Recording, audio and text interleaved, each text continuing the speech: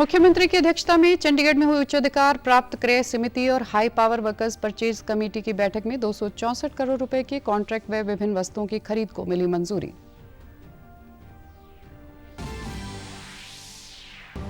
गुरुग्राम जिले में कोविड-19 के नए JA1 वेरिएंट के लेकर जिला प्रशासन बरत रहा है सजगता। स्वास्थ्य संस्थानों को विशेष आदेश किए गए हैं जारी।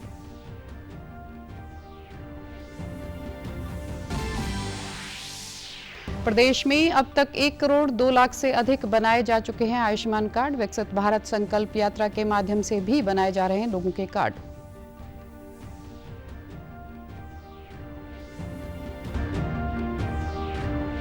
और विश्वविद्यालय अनुदान आयोग ने एक अधिसूचना जारी कर छात्रों को एमफिल के डिग्री पाठ्यक्रम में प्रवेश न लेने की दी सलाह। कहा, अब यह नहीं है मान्यता प्राप्त डिग्री।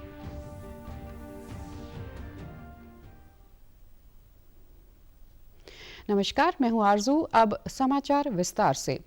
हरियाणा के स्कूलों में वर्ष 2024-25 शैक्षणिक सत्र शुरू होने से पहले राज्य के सरकारी स्कूलों में पहले से 8वीं कक्षा की पाठ्य पुस्तकें उपलब्ध करवाने के लिए मुख्यमंत्री मनोहर लाल की अध्यक्षता में हुई उच्चाधिकार प्राप्त क्रय समिति की बैठक में मंजूरी प्रदान की गई। इस पर लगभग 55.5 करोड़ रुपए की मुद्रण लागत आएगी। उच्चाधिकार प्राप्त क्रय समिति और high power workers purchase committee की बैठक में कुल 264 करोड़ रुपए के कॉन्ट्रैक्ट तथा विभिन्न वस्तुओं की खरीद को मंजूरी दी गई। बैठक में विभिन्न बोलीदाताओं से नेगोशिएशन के बाद दरें तय करके लगभग 5 करोड़ रुपए की बचत की गई। इस दौरान स्कूल शिक्षा मंत्री कंवरपाल, उच्चतर शिक्षा मंत्री मूलचंद शर्मा, कृषि एवं किसान कल्याण मंत्री JP दलाल, सहकारिता मंत्री डॉक्टर बनवारी लाल, शहरी स्थानीय निकाय मंत्री डॉक्टर कमल गुप्ता और श्रम राज्य मंत्री अनूप धानक भी उपस्थित थे। बैठक में स्कूल शिक्षा परियोजना परिषद, कृषि एवं किसान कल्याण विभाग तथा HPWPC की बैठक में सिंचाई एवं जल संसाधन विभाग, गुरुग्राम महानगर विकास प्राधिकरण, फरीदाबाद महानगर विकास प्राधिकरण सहित कुल 13 एजेंडे रखे गए और सभी एजेंडों को मंजूरी प्रदान की गई। सरकार द्वारा जल संरक्षण और कम पानी के साथ अधिक पैदावार के विजन के साथ क्रियान्वित की जा रही सूक्ष्म सिंचाई परियोजनाओं को लगातार गति मिल रही है। इसी कड़ी में आज बैठक में जींद में स्थापित 15 MLD क्षमता के STP प्लांट के उपचारित पानी को सूक्ष्म सिंचाई परियोजना के तहत इस्तेमाल करने के लिए परियोजना को मंजूरी दी गई। गुरुग्राम जिले में कोविड-19 के नए JA1 वेरिएंट को लेकर जिला प्रशासन की पूरी तरह से सजगता बरत रहा है। जिला उपायुक्त निशांत कुमार यादव ने आमजन के स्वास्थ्य की सुरक्षा के दृष्टिगत आपदा प्रबंधन अधिनियम 2005 की धारा 30 में निहित शक्तियों का इस्तेमाल करते हुए स्वास्थ्य संस्थानों को विशेष आदेश जारी किए हैं। उपायुक्त द्वारा जारी आदेशों में जिला के भीतर सभी स्वास्थ्य संस्थान में कोविड-19 के लक्षण वाले मरीजों के लिए अलग आइसोलेशन वार्ड स्थापित करने व कोविड के मरीजों के लिए वेंटिलेटर व अन्य आवश्यक सुविधाओं से युक्त ICU तैयार करने को कहा गया है।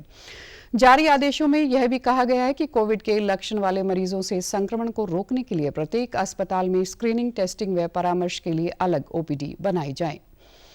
हरियाणा में 1 करोड़ 70 लाख लाभार्थियों के आयुष्मान कार्ड प्रदेश में बनाए जाने हैं, जिसमें से अब तक 1 करोड़ 2 लाख 71,715 कार्ड आयुष्मान भारत योजना के तहत बनाए जा चुके हैं। इस बारे में जानकारी देते हुए हरियाणा आयुष्मान विभाग के संयुक्त मुख्य कार्यकारी अधिकारी अंकिता ने बताया कि 26 जनवरी तक 1 करोड़ 30 लाख लाभार्थियों तक आयुष्मान तथा चिरायु योजना का लाभ पहुंचाने का लक्ष्य निर्धारित किया गया है।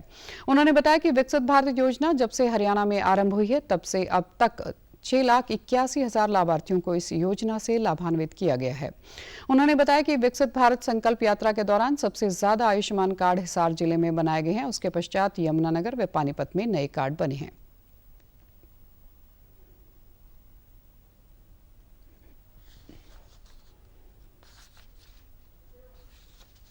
आज की अगर हम बात करें तो हमारी पूरी योजना में, चाहे हम आयुष्मान भारत की बात करें, चिरायु की या चिरायु एक्सटेंशन की, आज के दिन में प्रदेश भर में 1 करोड़ 2 लाख 71,000 से ज्यादा कार्ड्स बन चुके हैं। अब विकसित भारत संकल्प यात्रा की शुरुआत हम 27 नवंबर से अगर मानते हैं, तो हरियाणा में 27 नवंबर से लेकर आज तक करीब 6,81,000 कार्ड जो हैं वो बन चुके हैं। इसमें हिसार में सबसे ज़्यादा कार्ड बने हैं और उसके बाद हमारे यमुनानगर में सबसे ज़्यादा कार्ड्स विकसित भारत संकल्प यात्रा में बने हैं। अंकिता ने बताया कि विकसित भारत संकल्प यात्रा दौरान आयुष्मान मेले भी समय समय पर लगाए जा रहे हैं, जिसमें कि लोगों को आयुष्मान भारत जन आरोग्य योजना से लाभ मिल सके।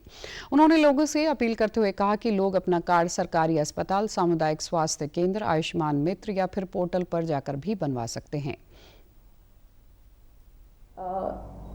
विकसित भारत संकल्प यात्रा की बात हो या आयुष्मान भव कैंपेन, जो भी हमारा 17 सितंबर से चल रहा है, जिसके अंतर्गत भी आयुष्मान कार्ड्स के लिए मेले प्रदेश भर में लगाए जा रहे हैं, उसमें काफ़ी बढ़ चढ़ के लोगों ने हिस्सा लिया है और इसी का ही परिणाम है कि हरियाणा ने 1 करोड़ कार्ड जो हैं वो बना लिए हैं। तो हमारे लाभार्थी हैं वो किसी ना किसी CSC सेंटर पे जाएं या किसी ना किसी अस्पताल में आयुष्मान मित्रा के थ्रू अपने कार्ड्स बनवाएं, पर आज की डेट में सेल्फ रजिस्ट्रेशन के थ्रू भी अपने कार्ड्स बना सकते हैं। और आज की डेट में इसी से ही पता चलता है कि लोग काफ़ी ज़्यादा अपने सेल्फ रजिस्ट्रेशन के थ्रू कार्ड्स बना रहे हैं, सजग है और इसको लेकर उनमें काफ़ी ज़्यादा जानकारी बढ़ी है। जी। वहीं लाभार्थियों ने बताया कि आयुष्मान कार्ड का लाभ मिलने से उनको स्वास्थ्य सुविधाओं के साथ साथ आर्थिक लाभ भी हुआ है। बहुत पैसों की परेशानी होती थी, फिर हमें पता लगा कि आयुष्मान कार्ड बन रहा है, उसके कारण हमें बहुत आर्थिक लाभ हुआ और ऐसी सरकार ऐसी योजना हमेशा लाए, हम सरकार के आभारी रहेंगे। मैंने अपने पिताजी को हॉस्पिटल में दाखिल कराया तो पता चला कि उनका आयुष्मान कार्ड बना हुआ है। डॉक्टर ने एक स्टेंट डाला है, फिर उसके बाद 75,000 खर्चा हुआ है, उससे मुझे बहुत फायदा हुआ है और उनको आराम दिए। अगर जो ये आयुष्मान कार्ड ना होता तो हम मजदूरी करके इतना पैसा इकट्ठा ना कर पाते, इलाज करना मुश्किल हो जाता। और सरकार को बहुत बहुत धन्यवाद। आयुष्मान में नाम चेक करा रहे थे, बहुत दिनों से नाम आ नहीं रहा था, फिर हमें बताया लोगों ने कि तुम दुकान बाहर से चेक कराओ, नाम चेक कराओ, अप्लाई करो। तो हमने अप्लाई करा। बहुत दिक्कत थी, परिवार को बहुत परेशानी थी, अकेला कमाने वाला था, काम से बैठ गया था मैं, और इतनी दिक्कत थी कि बहुत ज़्यादा परेशान थे। और ये जब से हमें पता नाम आया और हमने आयुष्मान बनवाया, जब से परिवार को बहुत फ़ायदा हुआ है और घर में भी थोड़ा सा वो मिला है। और इसलिए सरकार ने जो ये काम करा है आयुष्मान का, ये बहुत अच्छा काम करा है। विश्वविद्यालय अनुदान आयोग ने एक अधिसूचना जारी कर छात्रों को एमफिल की डिग्री पाठ्यक्रम में प्रवेश न लेने की सलाह दी, क्योंकि यह अब मान्यता प्राप्त डिग्री नहीं है। आयोग ने विश्वविद्यालयों को चेतावनी देते हुए कहा कि वे एमफिल कार्यक्रम में प्रवेश न दें, क्योंकि 2023-24 शैक्षणिक वर्ष के लिए यह अमान्य है। हालांकि 2022 में जारी नए नियमों की अधिसूचना की तारीख तक प्रदान की गई एमफिल डिग्री वैध रहेगी। आयोग ने कहा कि कुछ विश्वविद्यालय एमफिल मास्टर ऑफ फिलॉसफी कार्यक्रम के लिए नए आवेदन आमंत्रित कर रहे हैं। आयोग ने कहा कि एमफिल डिग्री अब मान्यता प्राप्त डिग्री नहीं है। आयोग ने नोटिफिकेशन जारी कर यूजीसी रेगुलेशन 2022 के रेगुलेशन नंबर 14 पर जोर दिया है, जो साफ तौर पर उच्च शिक्षण संस्थानों में एमफिल प्रोग्राम को चलाने से रोकता है।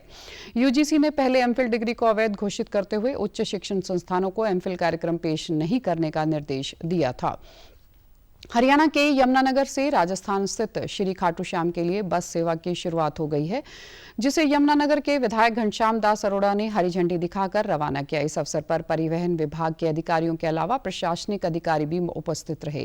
विधायक घनश्याम दास अरोड़ा ने कहा कि इस बस सेवा के चलने से यात्रियों को सुविधा होगी और कम खर्च पर वह श्री खाटू श्याम जा सकेंगे। यमुनानगर बस अड्डा के महाप्रबंधक अशोक कौशिक ने बताया कि हरियाणा के करनाल, पानीपत, भिवानी सहित विभिन्न जिलों से होकर यह बस राजस्थान पहुंचेगी। तीर्थ यात्रियों की सुविधा को ध्यान में रखते हुए यहाँ से खाटू श्याम जी लगभग 505 किलोमीटर का सफ़र है। हमने हरियाणा सरकार ने सीधी बस सेवा शुरू की है। ये बस करनाल, रोहतक, भिवानी, लोहारू और सीकर होते हुए खाटू श्याम जी पहुँचेगी और रात को वहीं रुकेगी। अगले दिन जो तीर्थ यात्री वापस आना चाहते हैं उसी बस से वापस आ सकते हैं।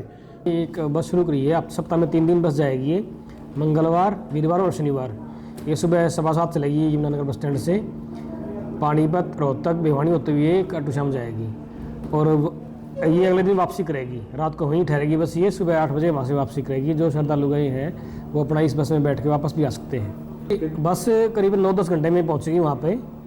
और इसमें जो है किराया 535 रुपये रखा गया है इसका, जो बनता है हमारा, और करीबन 504 किलोमीटर इसके बनते हैं रूट के। वहीं श्रद्धालुओं ने इस बस सेवा के शुरू होने का स्वागत करते हुए कहा कि उन्हें इससे काफी लाभ होगा।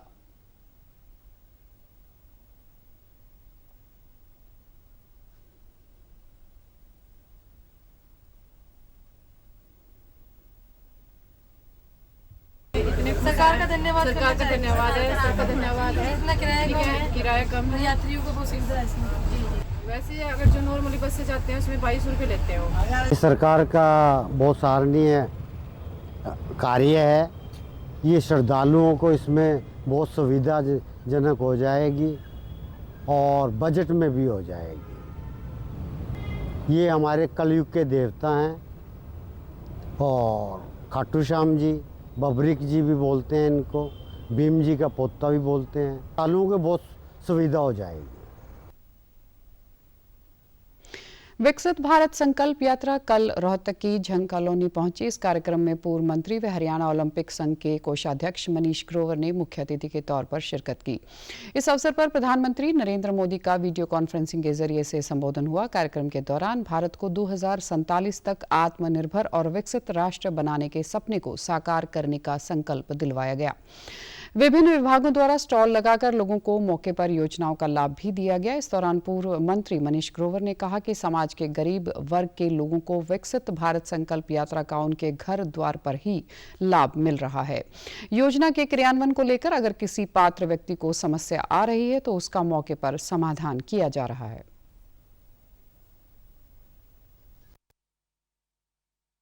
तो 30 नवंबर से चली हुई यात्रा रोहतक जिले के अंदर और आज 27 तारीख हो चुकी है। 27 दिन लगातार गांव के अंदर, शहर के अंदर, हर वार्ड के अंदर ये यात्रा जारी है। और आज देख रहे होंगे इस विजय पार्क के अंदर जिस तरह ये स्टॉल, मैं विशेष तौर से सभी डिपार्टमेंट के अधिकारियों का धन्यवाद करना चाहता हूं जो इस मौके पर आधार कार्ड माध्यम द्वारा जो उनका समाधान है, मेरा परिवार मेरी पहचान,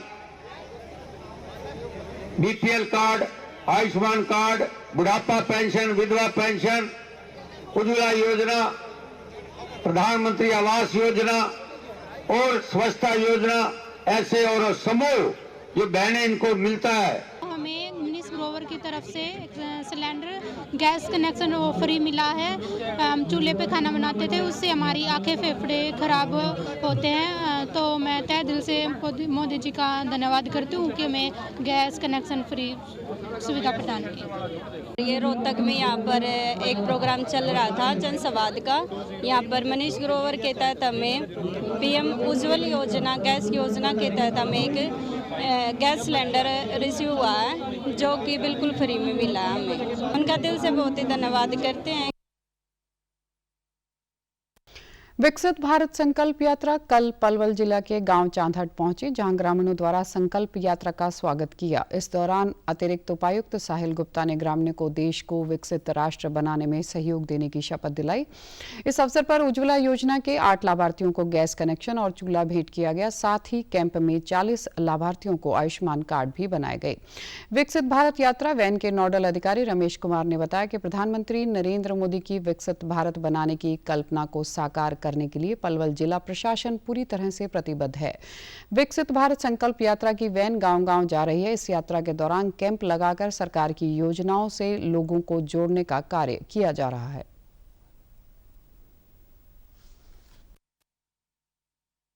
आज हम ये यात्रा की वैन लेकर मोदी जी की जो विकसित भारत की कल्पना है उसको साकार करने के लिए जो पूरा प्रशासन प्रतिबद्ध है और यहाँ यात्रा की वैन लेकर और समस्त विभागों के स्टाफ को लेकर पहुँचे हैं और लोगों की समस्याएं सुनी हैं।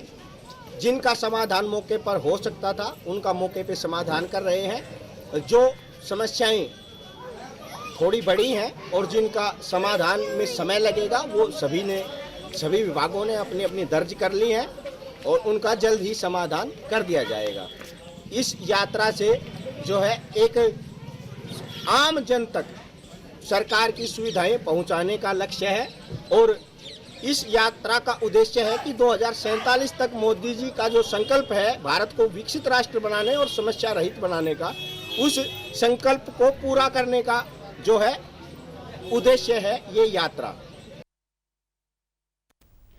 उज्ज्वला योजना की लाभार्थी महिला ने बताया कि योजना के अनुसार गैस कनेक्शन, चूल्हा, रेगुलेटर पाइप प्रदान किया गया है। एक अन्य लाभार्थी जय किशोर ने बताया कि प्रधानमंत्री नरेंद्र मोदी की किसान सम्मान निधि योजना से वह खुश हैं। उनके खाते में लगातार यह राशि आ रही है जिससे अपनी फसलों में खाद बीज डालते हैं। वहीं लाभार्थी प्रमोद कुमार ने बताया कि उनके गाँव में विकसित भारत यात्रा के दौरान कैंप लगाया गया, जहाँ पर अधिकारियों ने ग्रामीणों की समस्याओं को सुना और उनका निदान किया। योजना के तहत जो हमें सिलेंडर और चूल्हा मिला है उसके लिए हम प्रधानमंत्री नरेंद्र मोदी जी का बार बार धन्यवाद करते हैं। मोदी सरकार ने दे रखे हैं, उससे मैं अपना खाद बीज दवाई में काम यूज करता हूँ। हमारे गांव में विकसित भारत संकल्प यात्रा का बहुत अच्छे से आयोजन किया गया है। सभी अफसरों ने हमारे गांव की सारी समस्याओं को अच्छे से सुना, उनका निवारण जो हो सकता है यहाँ पे किया और बाकी आगे के लिए बहुत अच्छा आयोजन किया गया है। वहीं विकसित भारत संवाद संकल्प यात्रा के तहत केंद्र व हरियाणा सरकार की योजनाओं के बारे में जागरूक किया जा रहा है। यात्रा के माध्यम से लोगों को जानकारी दी जा रही है कि केंद्र व हरियाणा सरकार की क्या क्या योजनाएं हैं और इन योजनाओं को आप किस तरह अपना सकते हैं। इस यात्रा के दौरान देश के प्रधानमंत्री नरेंद्र मोदी का सीधा संवाद भी लोगों को LED के माध्यम से दिखाया जा रहा है। इस कड़ी में कल नारनौल हल्के के गाँव कावी में यह यात्रा पहुंची। कार्यक्रम के मुख्य अतिथि भाजपा के जिला प्रधान दयाराम यादव ने कहा कि देश के प्रधानमंत्री नरेंद्र मोदी की योजनाओं को जन जन तक पहुंचाने के लिए इस यात्रा को शुरू किया गया है।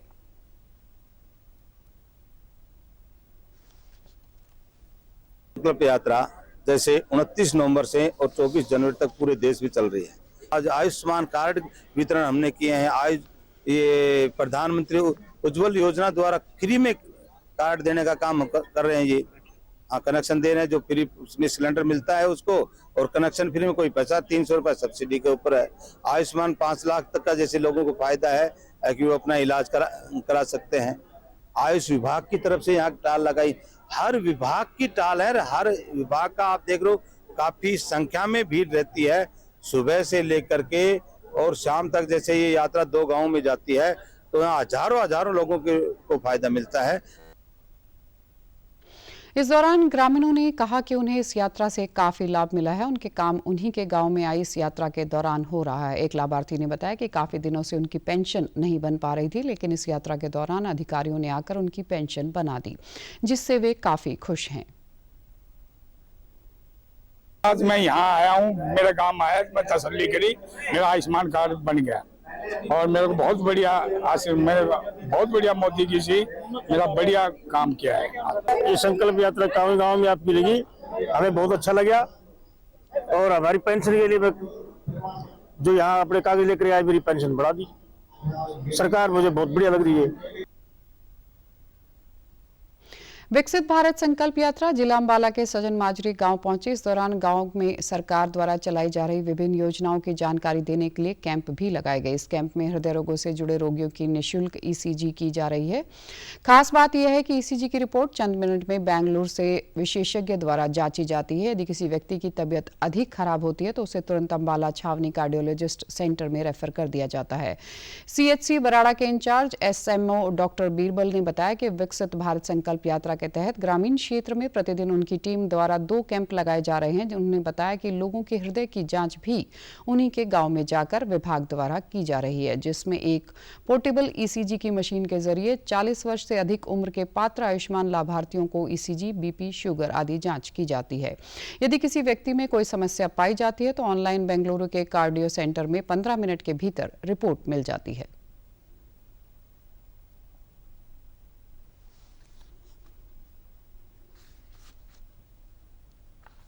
विकसित भारत संकल्प यात्रा चल रही है, ये गांव में जा रही है। इसमें 2 कैंप होते हैं, मॉर्निंग इवनिंग।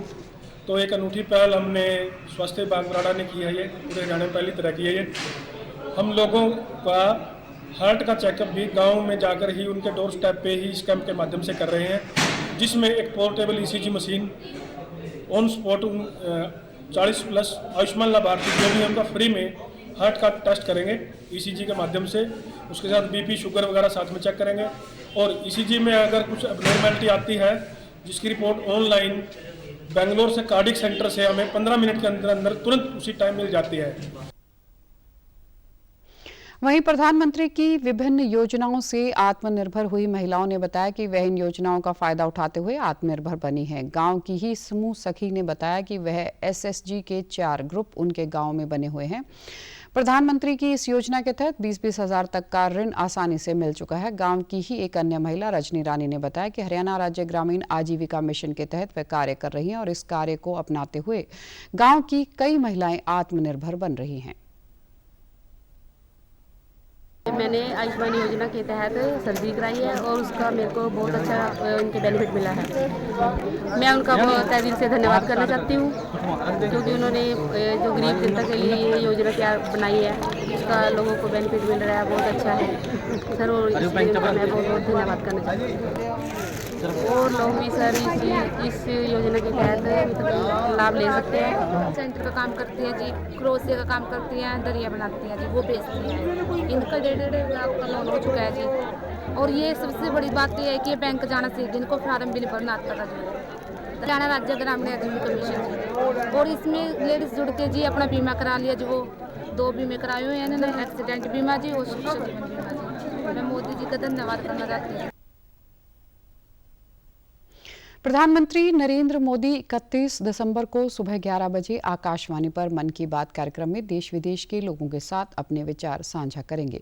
यह मासिक रेडियो कार्यक्रम की 108वीं कड़ी होगी। खास बात यह है कि इस साल का आखिरी कार्यक्रम मन की बात यह होगा। साल के अंतिम दिन रविवार को प्रधानमंत्री लोगों के साथ कार्यक्रम के जरिए अपने विचार साझा करेंगे। इस बार मन की बात कार्यक्रम में प्रधानमंत्री जिन विषयों पर चर्चा करेंगे उनमें फिट इंडिया भी शामिल है। प्रधानमंत्री मोदी ने लोगों से इस आंदोलन के अनूठे पहलुओं पर गौर करने, नवीन स्वास्थ्य स्टार्टअप पर चर्चा करने और युवा भारतीय व्यायाम शैलियों को कैसे अपना रहे हैं इस पर विचार साझा करने का आह्वान भी किया है।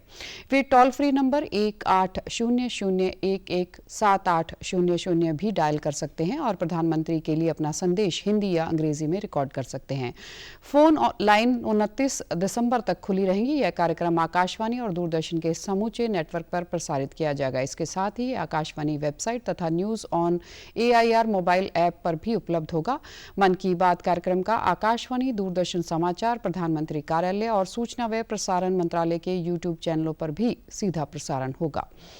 आर्थिक मामलों की मंत्रिमंडलीय समिति ने वर्ष 2024 के लिए खोपरे के न्यूनतम समर्थन मूल्य को मंजूरी दे दी है। नई दिल्ली में कल मीडिया को संबोधित करते हुए सूचना व प्रसारण मंत्री अनुराग सिंह ठाकुर ने बताया कि वर्ष 2024 में मिलिंग यानी पिसे हुए खोपरे का न्यूनतम समर्थन मूल्य प्रति क्विंटल 300 रुपये जबकि बाल खोपरा प्रति क्विंटल 250 रुपये बढ़ा दिया गया है। उन्होंने बताया कि न्यूनतम समर्थन मूल्य की बढ़ोतरी से खोपरा उत्पादकों के लिए बेहतर मूल्य सुनिश्चित होगा। पिसे हुए खोपरे के लिए 51.84% और बाल खोपरे के लिए 63.26% का अंतर होगा, जो अखिल भारतीय उत्पादन औसत लागत से 1.5 गुना से अधिक है।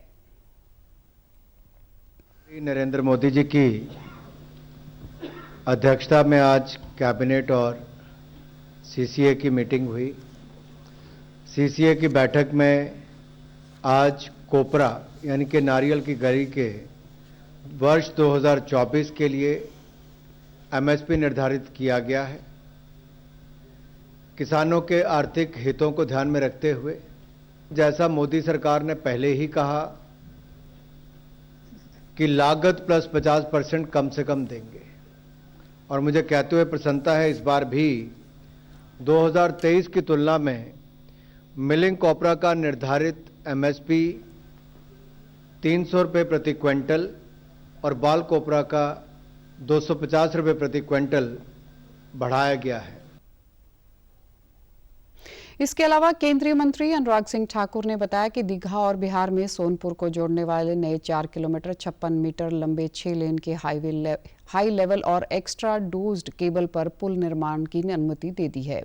इस परियोजना की कुल लागत 3064 करोड़ रुपए है। उन्होंने यह भी बताया कि समिति ने त्रिपुरा में खोवाई हरिना सड़क के 135 किलोमीटर लंबे भाग के सुधार और चौड़ीकरण के काम को भी मंजूरी दे दी गई है। रक्षा मंत्री राजनाथ सिंह ने कल जम्मू कश्मीर के राजौरी पहुंचकर सीमावर्ती जिले पुंछ में हाल ही में हुए आतंकवादी हमले के बाद सुरक्षा स्थिति की समीक्षा की। इस हमले में 4 सैनिक शहीद हो गए थे। उन्होंने दोनों जिलों की सेना, पुलिस और अधिकारियों के साथ बैठक में हमले के बाद क्षेत्र में चल रहे आतंकवाद विरोधी अभियान की समीक्षा की। रक्षा मंत्री ने दोनों जिलों के ब्लॉक विकास परिषद सदस्यों, जिला विकास परिषद के सदस्यों और नेताओं से मुलाकात की। दोनों परिषद के सदस्यों ने इस दौरे के लिए रक्षा मंत्री का आभार व्यक्त किया। रक्षा मंत्री ने पुंछ जिले को बुफलियाज के टोपा पीर गांव के मारे गए लोगों के परिवारों से मुलाकात कर मामले की शीघ्र जांच का आश्वासन दिया। राजनाथ सिंह ने कहा कि उन्हें भारतीय सेना की निष्ठा, शौर्य और पराक्रम पर पूरा भरोसा है।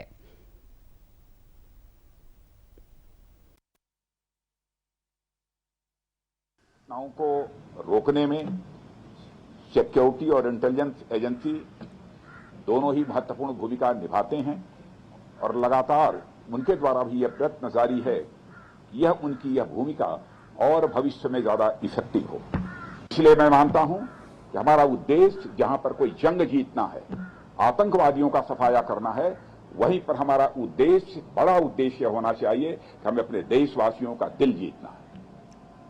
हम युद्ध भी जीतेंगे, हम किसी प्रकार की जंग भी जीतेंगे, हम आतंकवादियों का भी सफाया करेंगे, लेकिन साथ ही साथ देशवासियों का हमें दिल भी जीतना है। और बहुत बड़ी जिम्मेदारी आप सबके कंधों के ऊपर है और मैं अच्छी तरह जानता हूं उसको आप पूरी निष्ठा के साथ, पूरे लगन के साथ निभाने की अपनी तरफ से भरपूर कोशिश करते हैं।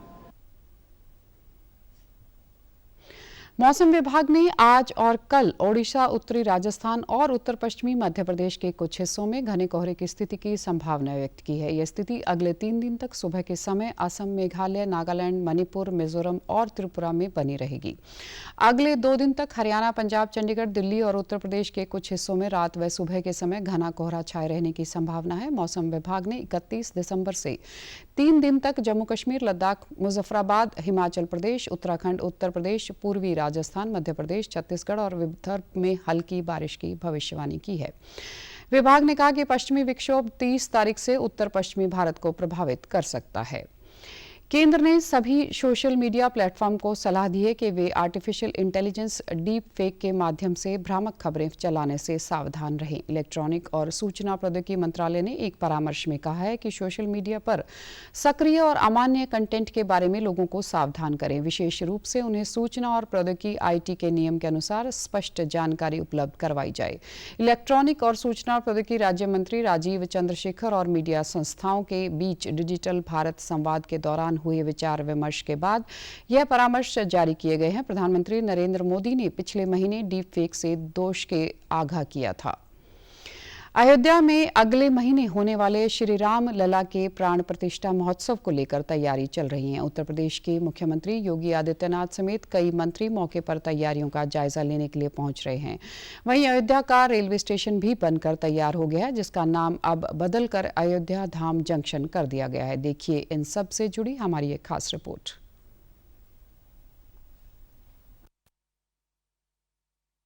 22 जनवरी को राम लल्ला की प्राण प्रतिष्ठा महोत्सव को लेकर तैयारी में यूपी सरकार ने अपनी पूरी ऊर्जा झोंक दी है।